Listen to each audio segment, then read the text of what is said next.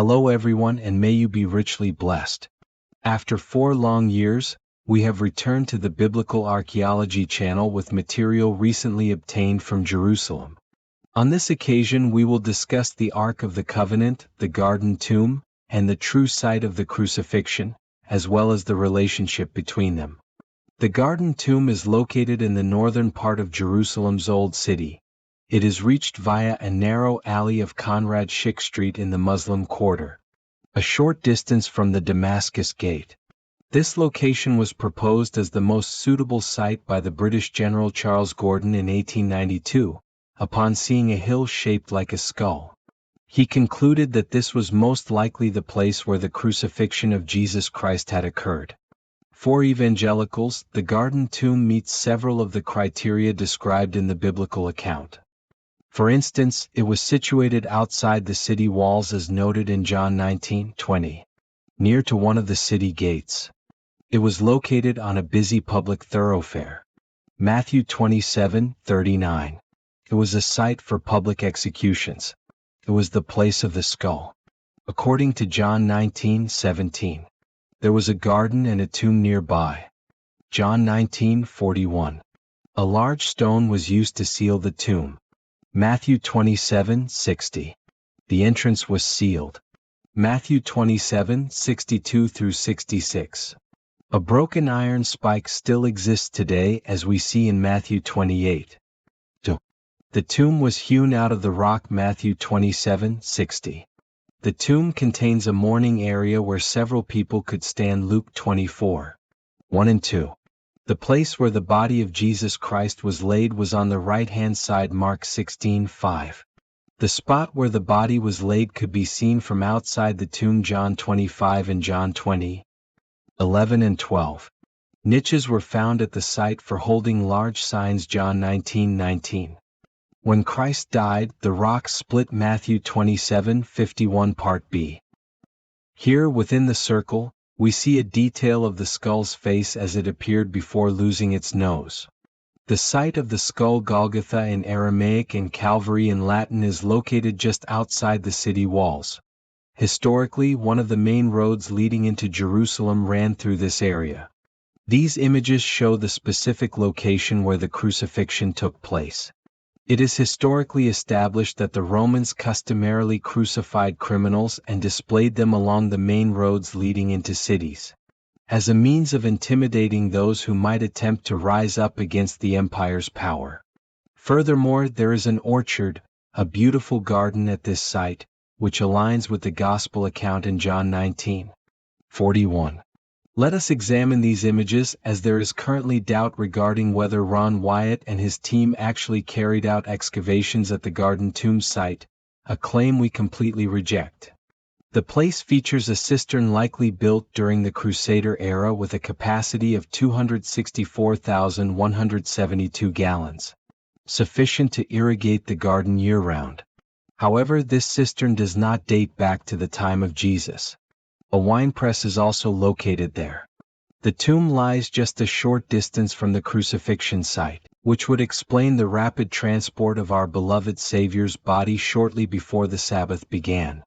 This was a mandatory midweek Sabbath that marked the start of the Passover celebration, a circumstance that also prevented the body from being prepared according to the customs of the time. This entire excavation began in what was essentially a garbage dump. Special mention goes to the amateur archaeologist Ron Wyatt, who in 1979 began excavations at the Garden Tomb, and after 3 years of arduous labor, God rewarded him with the discovery of the true site of the crucifixion and the Ark of the Covenant. It all began when he miraculously pointed his left hand to the head of the Department of Antiquities in Jerusalem back then, indicating that Jeremiah's grotto was located in that part of the mountain. We now know that the prophet followed a route through what is currently known as Zedekiah's Cave, or Solomon's Quarries, which runs beneath the Temple Mount Esplanade, thereby facilitating the underground concealment of the Ark and other sacred objects from the holy place and the Holy of Holies, preventing their looting during the Babylonian army's invasion.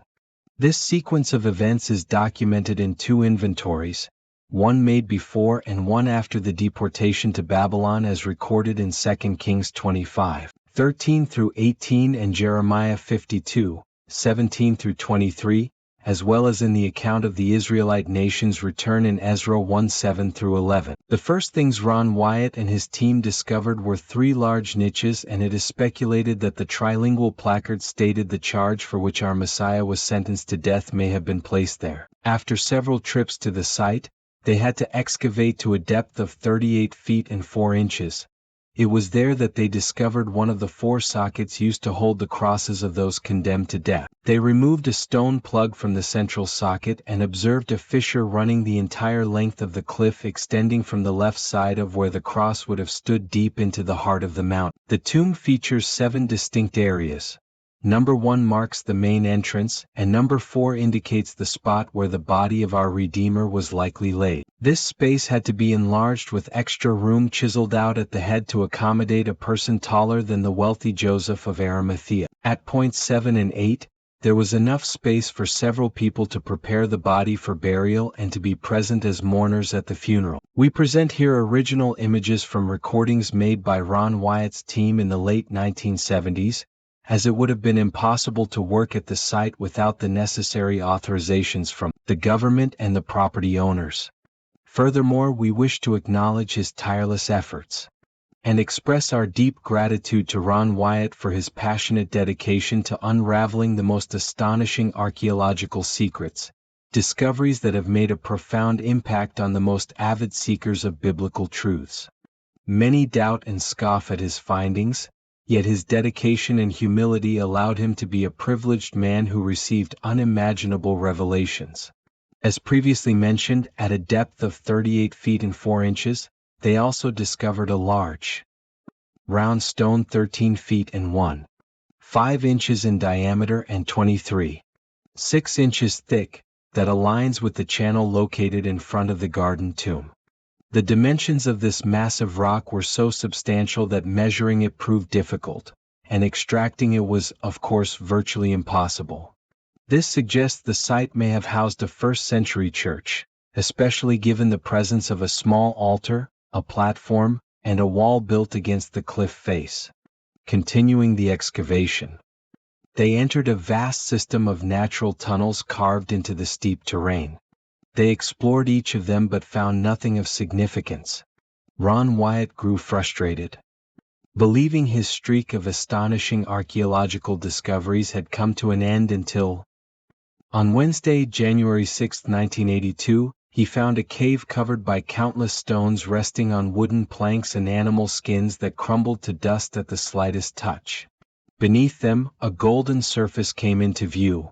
It turned to be the table of showbread.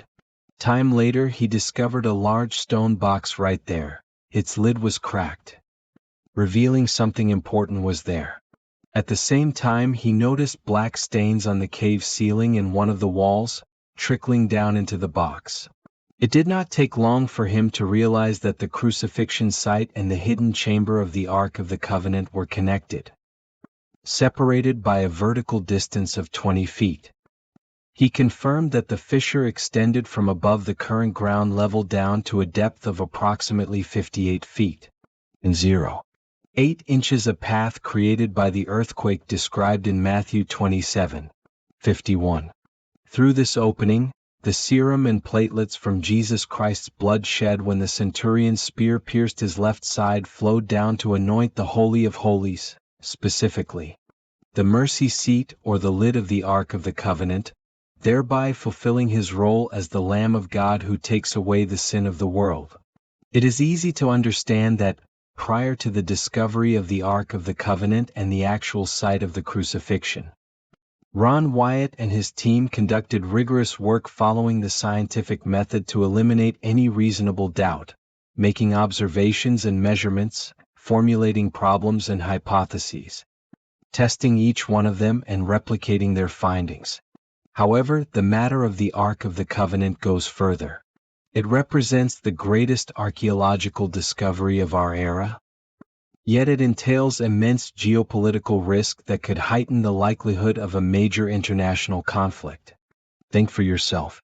Although sufficient evidence regarding this matter was obtained, God has ordained in His sovereign plans that this information will not be disclosed until prophetic times are fulfilled. The only existing evidence of such a monumental discovery is a tiny pomegranate carved from hippopotamus tusk ivory and a commemorative postage stamp featuring this unique artifact from Solomon's first temple. Upon obtaining a blood sample, it was sent to a clinical laboratory in Jerusalem, where miraculously it was rehydrated. It was gently agitated for 72 hours at body temperature. And a chromosome count was performed. The results showed human blood with a total of 24 pairs of chromosomes, whereas a normal person has 46, 23 from the mother and 23 from the father, who in this case was of heavenly origin. The blood of Jesus Christ is alive, and does not behave as the sample of any other human being who died nearly 2,000 years ago. This is how we understand the relationship between the garden tomb and the site of the crucifixion, as the latter is located just a few steps away. Furthermore, this place is near a skull-shaped cliff. Given the evident signs of fracturing in the wall and the rocks, we understand that the earth opened and sealed shut during the 2 consecutive earthquakes described in the New Testament scriptures that occurred between the death and resurrection of Jesus Christ. This allowed the flow of the blood that would enable the offering of the ultimate sacrifice. The blood of the Son of God taking the place of all those enslaved by sin who deserved to die. He took our place and received the punishment we deserved. And with that same love, He wants you to draw near to Him today. His living blood is effective today to forgive all manner of sins and deliver us from evil. We live in an era where God has provided evidence that everything He has said is true.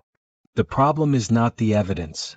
The problem is whether you will accept it or reject it with a hardened heart.